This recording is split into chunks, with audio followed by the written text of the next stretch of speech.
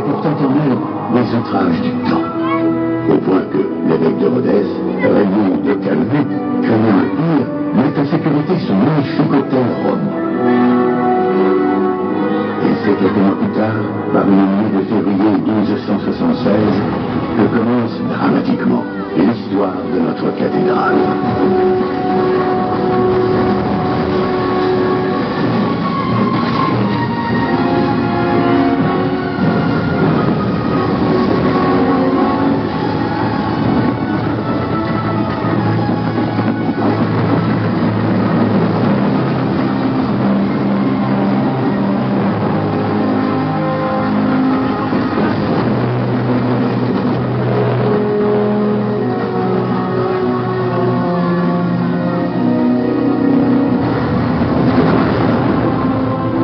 Dans un fracas terrifiant, le clocher vient de s'écrouler sur le cœur, l'écrasant dans sa chute. Ce drame est vécu par l'évêque comme un formidable défi à relever. Sur ses ruines, il veut que son architecte bâtisse une nouvelle cathédrale, digne de la richesse de Rhodes. Il veut que la maison de Dieu prenne de la hauteur, et il rêve de grandes ouvertures diffusant dans le cœur la pleine lumière du ciel.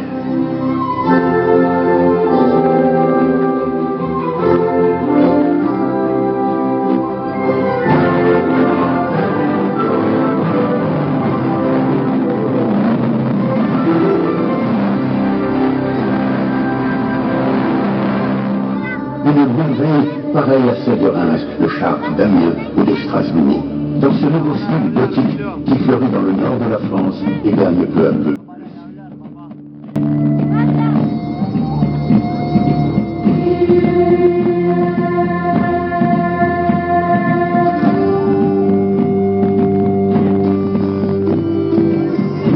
Ce sera Notre-Dame de Rhodes, bâtie en grès rose, avec un chantier que l'on espère achever en 1 ou 2 siècles.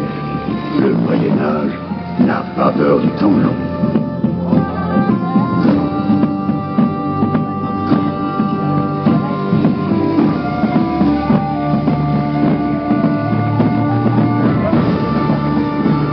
Or, la ville, c'est tout le pays Ouerga qui s'affaire. On abat des forêts pour les charpentes. On extrait les pierres des carrières de Combelle, de Saint-Mêle et de Saint-Félix.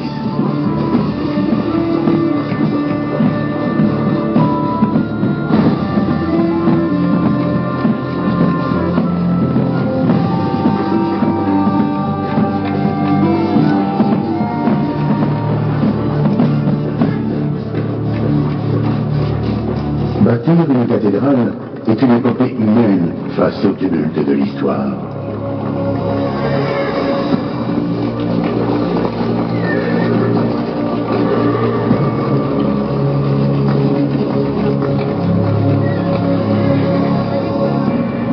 Un incroyable défi que va relever tout un peuple.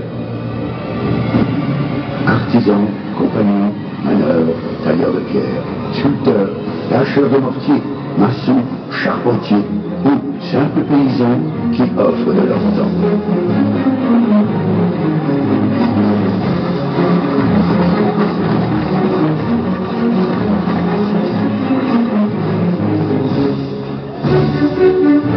Voici que s'élèvent les échafaudages, les engins de levage, les potences et les fameuses grues à roues d'écureuil, cette nouvelle invention qui permet à un seul homme de soulever une charge de plus de 500 kilos.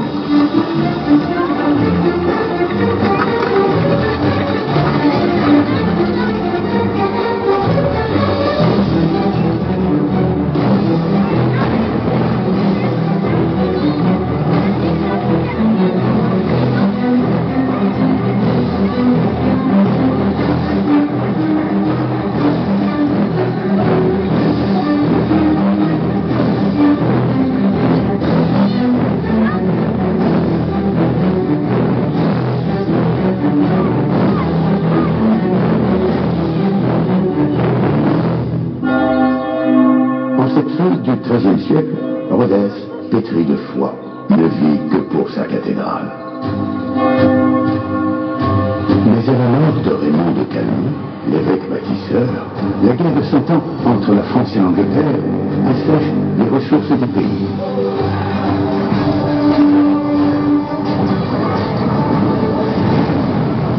Les récoltes sont dévastées, les routes ne sont plus sûres, les villages s'entourent de remparts, les combats font rage, l'insécurité étouffe le commerce.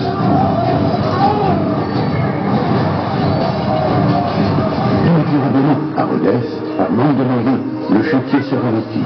Le clocher que l'on construit alors est massif et sans grâce, signe évident de sa vocation défensive en ces temps troublés.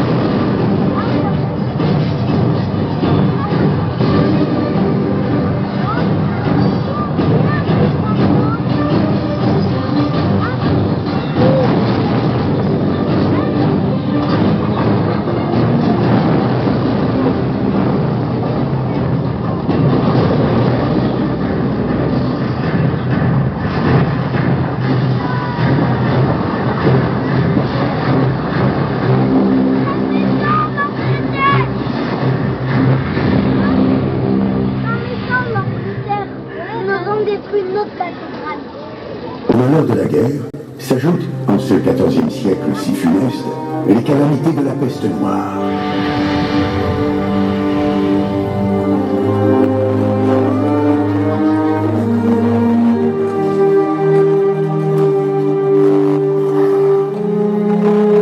Il n'y a plus de bras pour semer et moissonner.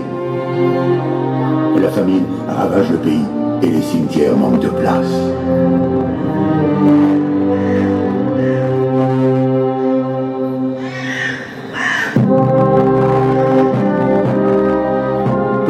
Le chantier de la cathédrale, tel un navire dans la tempête, poursuit son courageux chemin. Terriblement ralenti, certes, mais jamais abandonné. Financé par des dons et des legs de particuliers à qui le clergé promet des indulgences.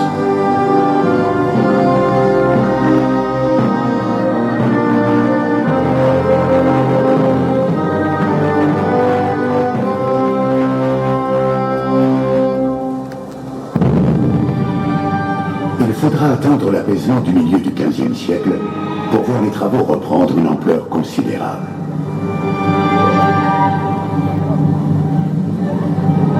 Ce qui reste de l'ancienne cathédrale s'efface peu à peu et un nouveau joyau de pierre sort de sa chrysalide.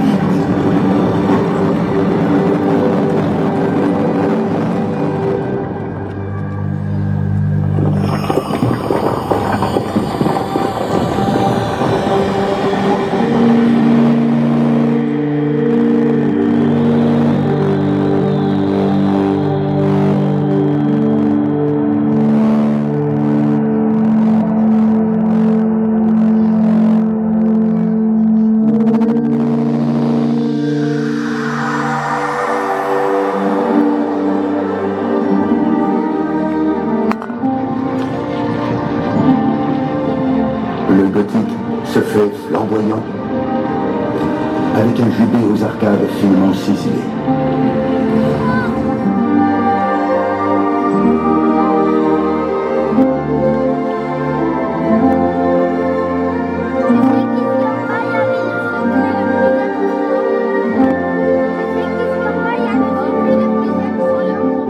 Le chœur accueille de magnifiques stalles en bois de chêne.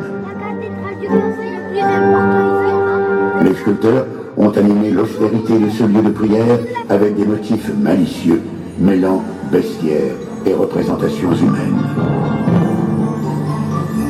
Mais l'espace étant sacré, seuls les chanoines peuvent le voir.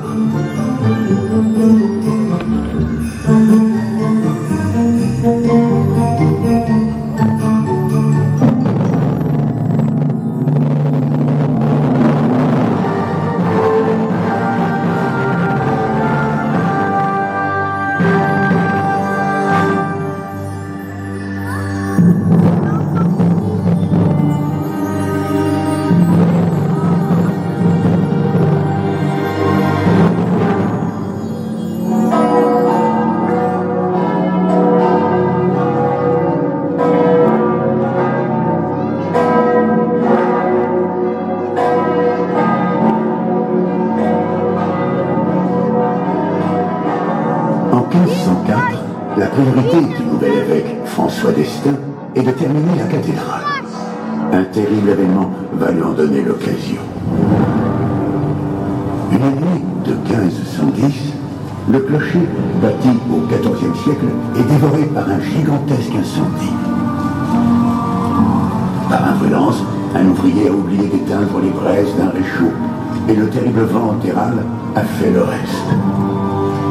Si par miracle, l'ensemble de la cathédrale est épargné, la flèche, elle, est détruite. Au pied des maisons s'abattent des averses de métal fondu provenant des cloches en fusion.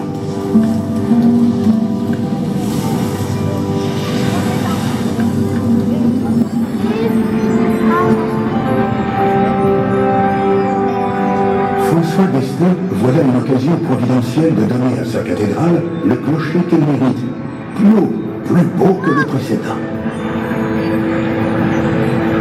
L'évêque fait appel à un jeune et talentueux architecte rouergat, Antoine Salvant. Le clocher, jusqu'alors carré, se libère de sa masse pour évoluer en un élégant octogone. Véritable dentelle de pierre surmontée d'une statue de la Vierge. Cet incroyable chantier ne prendra que 13 ans. Aussi, prétend-on que les anges de pierre seraient venus la nuit donner un coup de main à cette entreprise folle. Car rien de grand ne peut se faire sans un peu de merveilleux.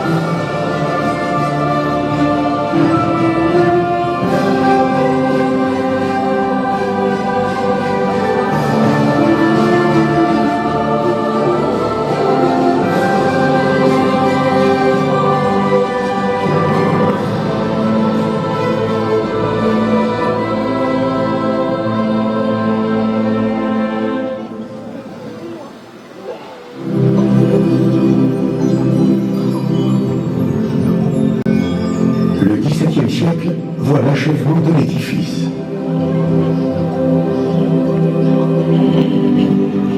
À l'intérieur, Notre-Dame de Rhodes s'habille de sculptures, de peintures et d'ornementations. De somptueux vitraux racontent des récits bibliques. Jouant avec les rayons du soleil, il change la nef de pierre en un gigantesque vaisseau de lumière.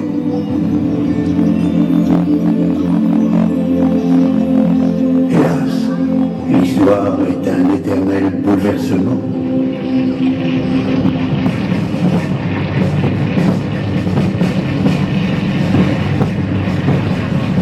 En l'an 1789, le peuple est en proie à la misère. Le pain manque, la colère gronde. À Paris, la prise de la Bastille signe le début de la Révolution. Le pays est en proie à l'exaltation, mais aussi au chaos. L'Église, qui a tant accumulé de richesses, est mise au banc des accusés. Partout, les bâtiments religieux sont la cible de la colère populaire. À Rhodes, la cathédrale est mise en sac. Les tombeaux des évêques sont profanés, les trésors sont pillés, les statues renversées. Les vitraux, organes de la cathédrale, sont brisés.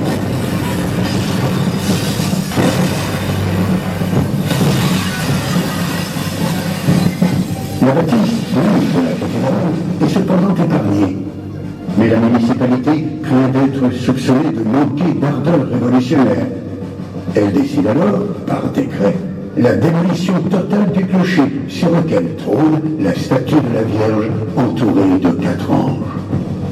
Effrayé par une pareille décision, Un jeune Moerga, Hippolyte de Monseigneur, propose de la remplacer plutôt par une statue représentant la liberté accompagnée de 4 martyrs de la Révolution. Sa malice fonctionne. Les discussions pour savoir quel martyr choisir sont interminables. Le temps passe et, grâce à son habile stratagème, le clocher de la cathédrale est sauvé.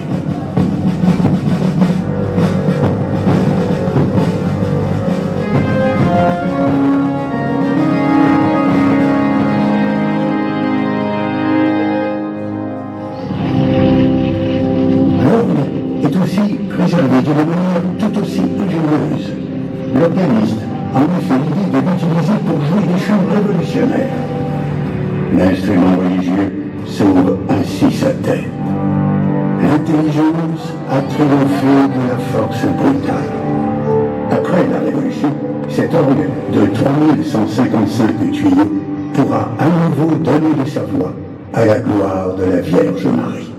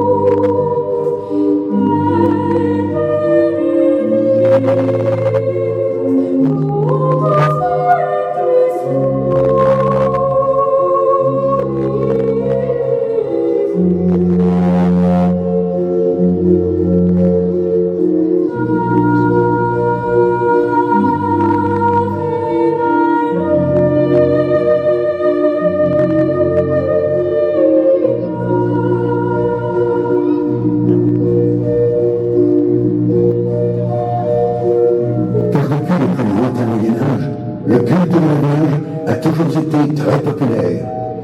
Celui qui parle le plus à l'âme des petites gens, symbole de la mère protectrice que tout homme, croyant ou pas, peut faire sien.